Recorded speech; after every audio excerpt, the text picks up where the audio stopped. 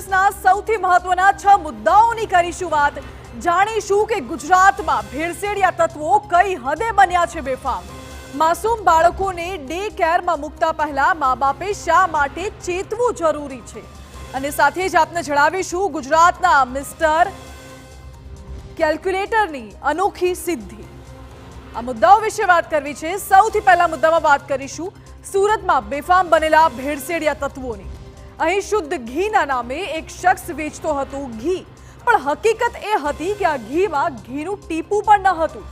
આખરે કેટલી ઘાતક સાબિત થઈ શકે છે આ મિલાવટ, તેની વિસ્તારથી કરીશું વાત।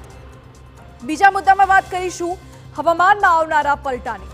હવામાન નિષ્ણાંત અંબાલાલ પટેલે વ્યક્ત કરી છે આગાહી કે આવનારા દિવસોમાં ગુજરાતથી લઈને સમગ્ર દેશના વાતાવરણમાં આવી શકે છે જબરદસ્ત પલટો। ક્યાં કેવું વાતાવરણ રહેશે તે આપને જણાવીશું, પરંતુ અત્યારે ત્રીજો મુદ્દો કયો છે એ પણ જણાવી દઈએ। ખૂબ જ ચિંતાજનક ઘટનાની વાત ત્રીજા મુદ્દામાં કરવી છે। વલસાડમાં ગૌ તસ્કરો બેફામ બન્યા છે। ફરી એકવાર કારમાં ગાયની તસ્કરીના સીસીટીવી ફૂટેજ સામે આવ્યા છે। સવાલ એ કે શા માટે તસ્કરોને ઝડપવામાં પોલીસને નથી મળી રહી સફળતા। ચોથા મુદ્દામાં કરીશું વાત એક કાળજુ કંપાવનારી દુર્ઘટનાની।